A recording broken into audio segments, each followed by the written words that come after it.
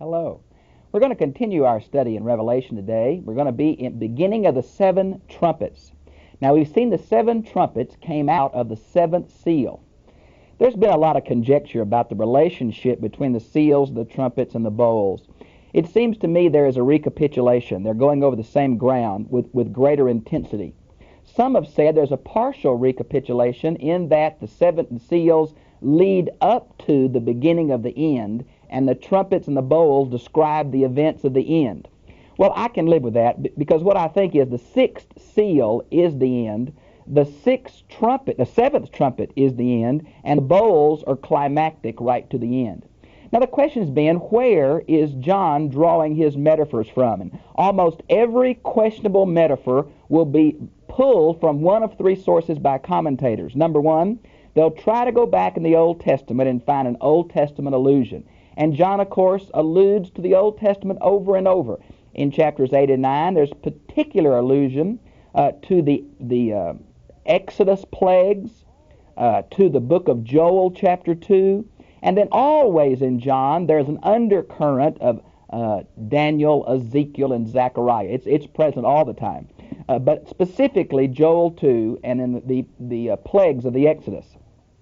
So some commentators will take all of the references back to the Old Testament. Others take all the references from Jewish apocalyptic literature, like Enoch and Baruch and others of those inter-biblical books.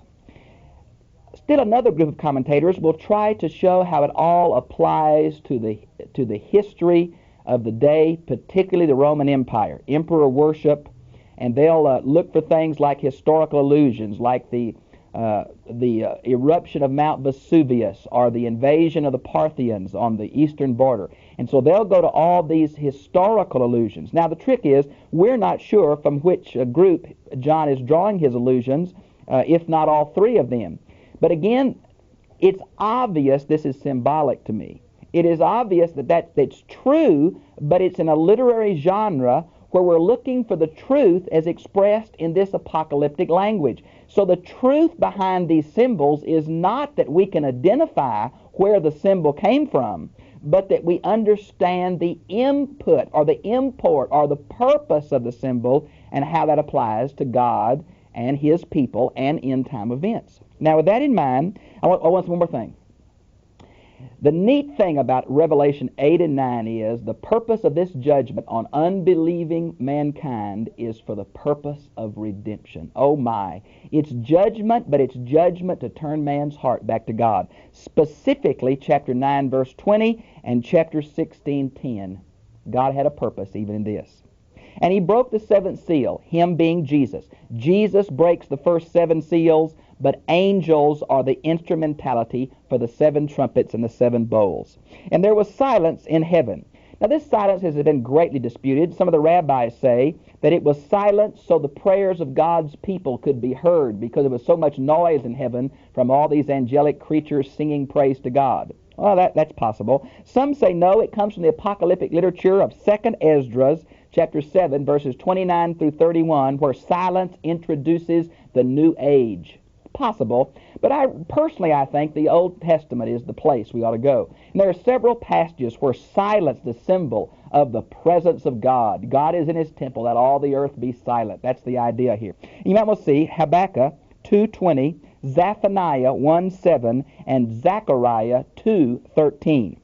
And then I saw the seven angels who stand before God. Now the definite article is here in Greek, the seven angels.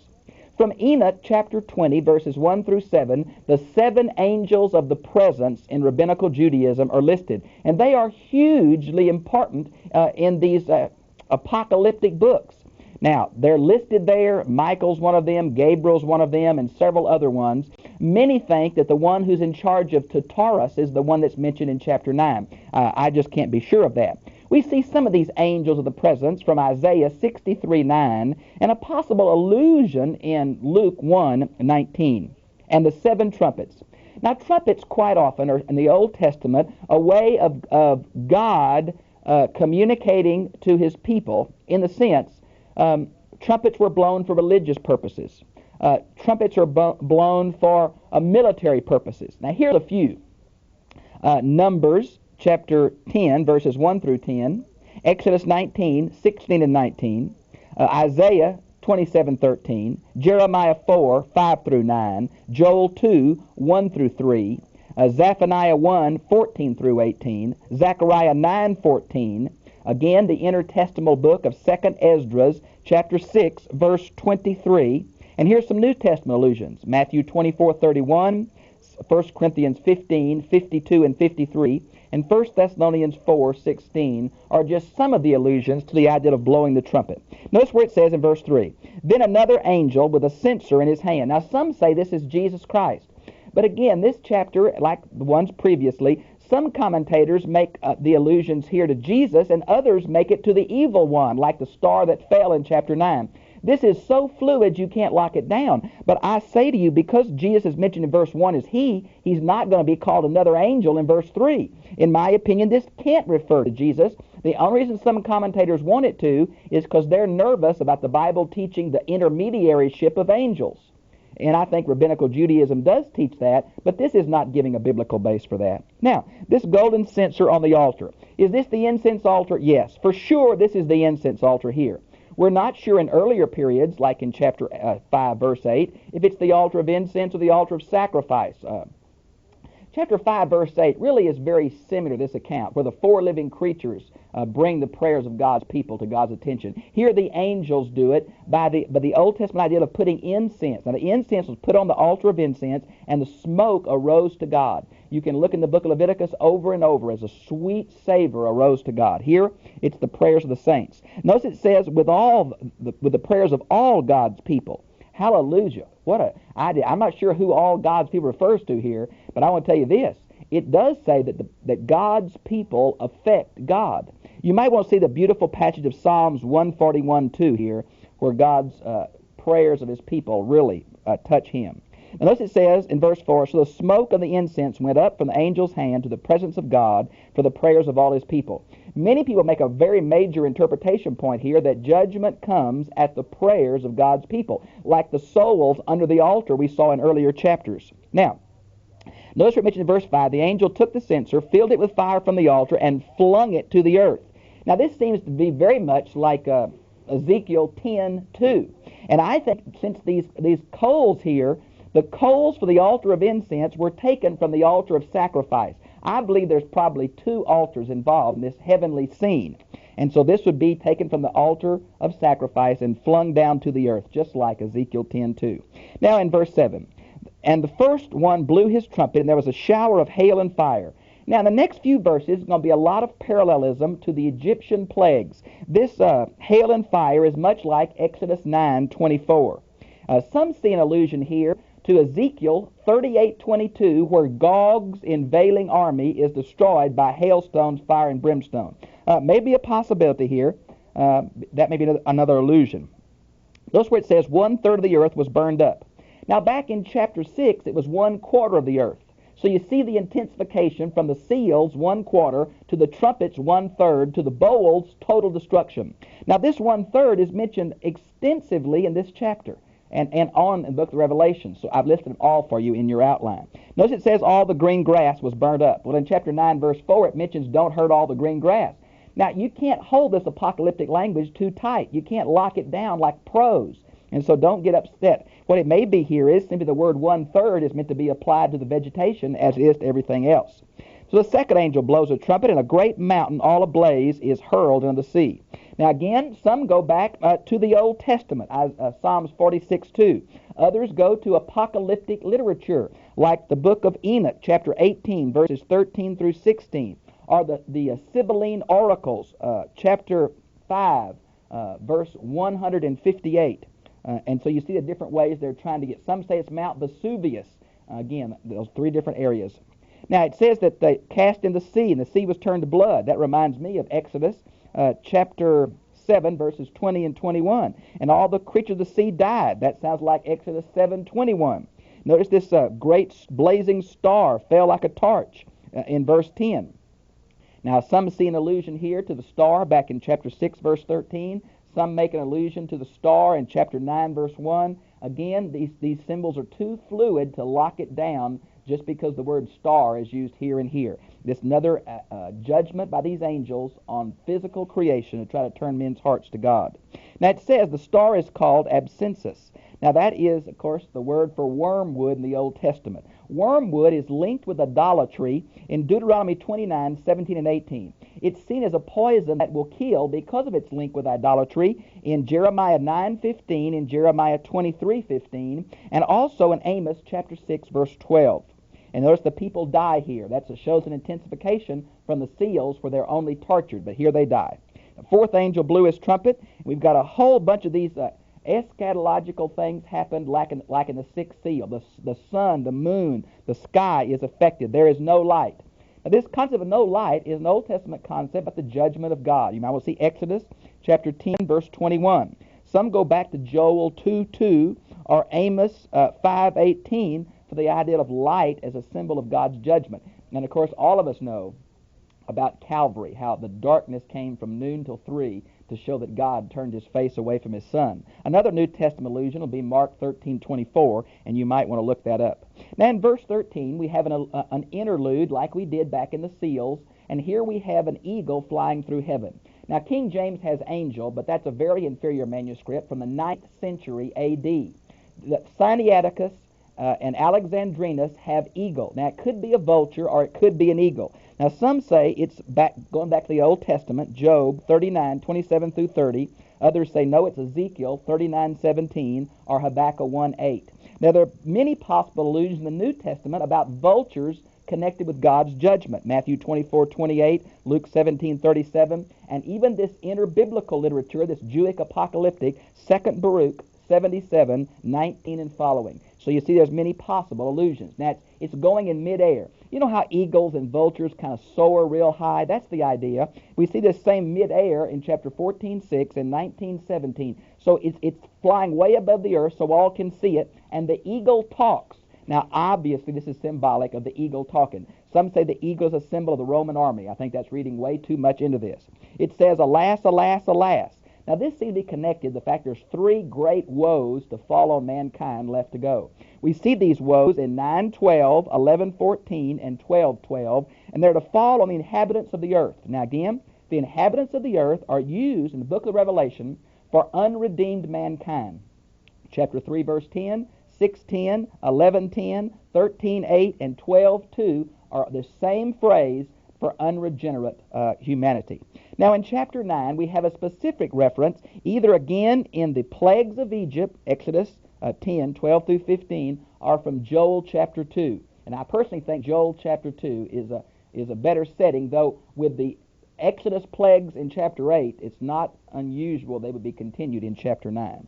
Thus the fifth angel blew his trumpet, and a star that had fallen from the sky. Now here's the idea of had fallen. Perfect tense. It had already fallen. Now some link this to Satan, the angel that fell from heaven. And they go back to Isaiah 14:12, or they go to Luke 10:18, or they go to Revelation 12:9 and say, see, it's Satan. He'd fallen to heaven. But in context, it seems to me that's just another angel that's in charge of God's judgment. Now I agree that down in verse 11, he's going to be called the king of the abyss. It seems like the same angel. But again, God is in control of these things. It's not that Satan has a control over these demonic elements that are going to be loose, but God's in control. He's in control of the 4 angels that are bound the river Euphrates in verse 14, and he's in control of this angel that fell. So I don't personally see it as Satan, but you can see how obviously fluid these metaphors are when it can be Satan or another angel of God. Now, the star had fallen from the sky, and to this angel the keys of the pit of the abyss were given. Now this idea of the key to something is mentioned in chapter 1 verse 18, where Christ has the keys of death and Hades, and the idea of chapter 20 verse 1 where another angel has the keys of the pit. Now this abyss, in my opinion, is synonymous with Tartarus of 2 Peter 2:4, and I want to show you why. The abyss is basically a Greek word which means depth with the alpha privative, which means fathomless, okay? And you might well see Genesis 1:2 and 7:11, where in the Septuagint this word appears. In Romans 10:7, it's used for Hades or Sheol, where the dead go. But in other parts of the Bible, like Luke 8:31, that's the Jesus sending the demons into the pigs, account, it seems like it's a place where these evil spirits are kept. Matter of fact, in Revelation 11:7, it's where the Antichrist comes up from. In Revelation 21, it's where Satan is bound. So I think Tartarus, which is where the angels of Genesis 6 are held in darkness, I think it's this same allusion to the place where fallen angelic spirits are kept, and that's what the abyss is. Now, notice it says, was given. Now, there's a bunch of passages through here, passive verbs. I've showed them in your notes where those passive verbs in chapter 8 and chapter 9 show that God's in control of all things. He's in control of earth history. He's in control of fallen angels. God is sovereign. He's in control. And boy, for a group of hurting Christians, that is a wonderful truth that's emphasized over and over and over here. Now, so he opened the pit of the abyss, and smoke, like smoke of a huge furnace, puffed out. Now, some say this means that there is fire in Hades or Sheol. I'm not sure we can buy that. Luke 16 talks about the rich man was in punishment in Hades, so there is the idea of punishment and fire even before hell, but we're not sure how much we can back up here. Now, the smoke comes out, and out of the smoke comes these locusts. Notice that the air was darkened. Now, some say that's refers to Satan, the prince and the power of the air. I think that's reading way too much into this here. Out of the smoke came locusts upon the earth, but the power was given them like a power of earthly scorpions. Now, this to me is not looking for something literal to be fulfilled like this. This is a demonic horde, half animal, half insect, look like human faces that are going to torture men. They're not regular locusts, they're scorpion locusts. And they're not supposed to eat grass, they're supposed to torment men for 5 months. Obviously, to me, this is the intensification of demonic activity before the return of Christ. And that's going to be also followed, even in more intense form, by the horses with serpent tails and breath like dragons in the second half of this chapter. So here these supernatural locusts come upon men. They're not to eat plants, what the normally locusts would eat in verse 4, but only the people who did not have the mark of the seal of God on the forehead. Now this is the 144,000 mentioned back earlier. Those who have been sealed, God's people. These plagues, this is not the great tribulation on believers. This is the great tribulation of God on unbelievers. And one reason it's so confusing is we're not always certain when the word tribulation is used which one we're referring to. There are two different kinds. Now, notice where it mentions here, they were not permitted to kill them, but only to torture them for 5 months. Why 5 months? Well, some say it's the life of a locust, maybe. Some say it's the idea of limited judgment. Now, that may be true, because back in chapter 6, verse 6, chapter 6, verse 8, chapter 8, verses 7 through 12, there is a limit to the judgment of God that fell on these unbelievers. Maybe the idea of 5 months is another half of 10, or half a completion. And the torture was inflicted on them, the torture of a scorpion. Now, this idea of scorpion may be a metaphor. You might want to see 2 Chronicles 10, 11, and 14, about an Old Testament metaphor for the sting of a scorpion. And the people will look for death, but will not find it. Go back to chapter 6, verses 15 and 16, where the same allusion is brought. And they will flee, and they'll look to try to hide, but they can't hide. And the locusts look like horses. Now, many go to Joel chapter 2, verse 4 here. But I want to say to you, it's quite possible this is an Arab proverb. Let me read this Arab proverb to you. Locusts have the head like a horse, a breast like a lion, a feet like a camel, a body like a serpent, and antenna like the hair of a maiden. Now that's an Arab proverb, but it sounds like the description here. So I think John is just drawing from the cultural definition of locusts as part human and part animal. And you can read through here. The lion's teeth, Joel 1:6. Their vast numbers like chariots of horses rumbling to battle, Joel 2:4 and 5. And then it says their tails were like scorpion. And again, they had 5 months. Now, verse 11, it says, and they had over them a king. Now, Proverbs 30, verse 27, says that locusts don't have a king. But this is a really important point here. In Hebrew, his name is Abaddon, and in Greek, Apollyon. Now, in Hebrew, it means destruction, but in Greek, it means destroyer. It's masculine. Now, some go back to the Old Testament, Job 26:6, Job 28:22, Job 31:12, Psalms 88:11, Proverbs 15:11, Proverbs 27:20, to speak about the illusion of this Abaddon. But others go to the Qumran literature, or this interbiblical literature, where this name is a personification of death. Still others see it as a reference to Domitian and Nero claiming to be the incarnation of Apollo. and they see the same root, Apollyon and Apollo, came from the same Greek root, and they see an allusion here to emperor worship. Now, it's also known that a locust was a symbol of Apollo, and so maybe that's true. It was saying that the who claims to be emperor is really only emperor over a group of demonic locusts. Maybe that's the idea, but it may be reading too much into it here.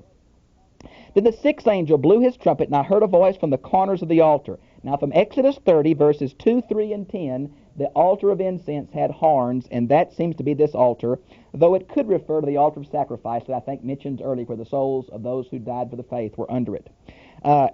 Here we have the idea of God's people now. Their prayers are what's going to affect the judgment that follows. Turn loose the four angels that are bound. Now here, are these just more servants of God? Well, the fact there are bound angels seems to tell me they're fallen angels. Now there's four of them, seems to link with the four horsemen of the apocalypse back in chapter 6, verse 2 through 8, and chapter 7, verse 1. Now I realize the fourness are in different places, but the four, the idea of universal problems, seems to be the key here. Okay. At the river Euphrates. Now, this river Euphrates was the ideal limits of the people of God. You might want to see, I can find that reference here. I believe it's Genesis 15:8, Deuteronomy 1:7, Deuteronomy 11:24, and Joshua 1:4. It's Genesis 15:18, excuse me. It was the farthest limits of the promised land. Now, some who are looking for historical allusions say this refers to the Parthians, who were on the borders of the Euphrates. Now that they go back to chapter 6 and say the bow was the weapon of the Parthians, that the horses were the way they were used to it. They were mounted archers, and Rome was afraid of them, and their hair was long like the antenna of the locust. Maybe so, but I think we're reading too much in to this if we make it say that.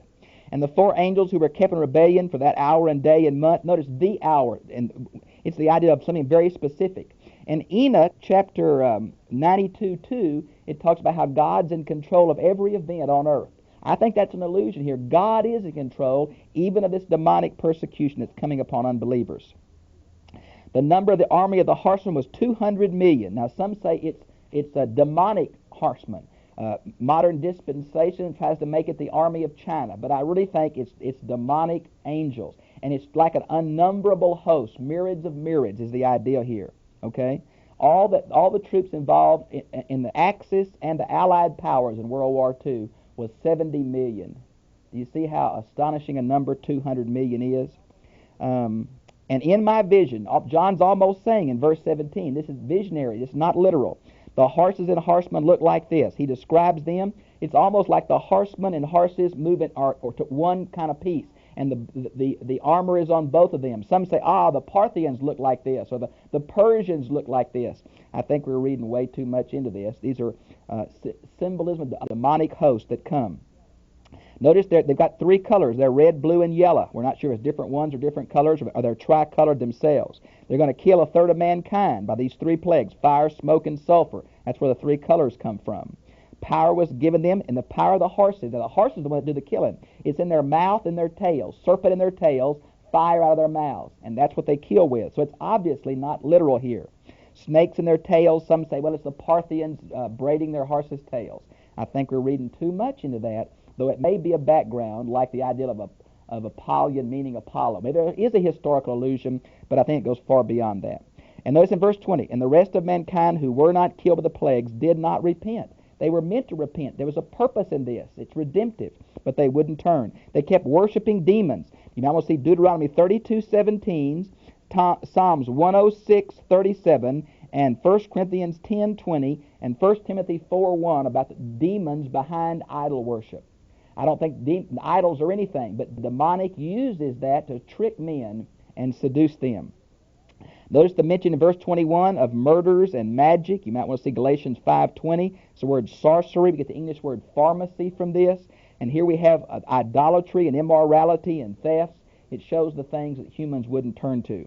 Now, to me, it's very important we see that what we have here is a demonic invasion just preceding the end time. But listen to this, friends. These things could not hurt the people of God. those persecuted Christians that were being killed by the synagogue of Satan, and those who claim to be teachers but aren't, back in the letters to the 7 churches. They were going in persecution. They were being persecuted by unbelievers. But God says there's a persecution coming, a persecution on unbelievers that you won't be affected by. I'm in control of history, he says. Trust me, I'm going to bring all things to light. I'm going to make things fair. I'm going to make things right. I'm in control of history. I'm in control of evil. I'm on my throne. The prayers of my people affect me. I know what you're going through. I'm going to bring it all right. Trust me. Hang in there. That seems to be the real word. Whether we can analyze every one of these allusions, whether we can be certain exactly what John meant, is not as important as that we see the overall thrust. God says, I love you. I'm in control. Fear not, little flock. I'm going to bring it to pass in the appropriate way. That's a message we all need to hear, whether we're in the midst of persecution or not. God's on his throne. Heaven is silent. His people affect him. God will judge the unbelieving world. God's going to bring history to a culmination. Boy, what a great message. I've enjoyed being with you. I'll see you again, same time, same place next week. God bless you.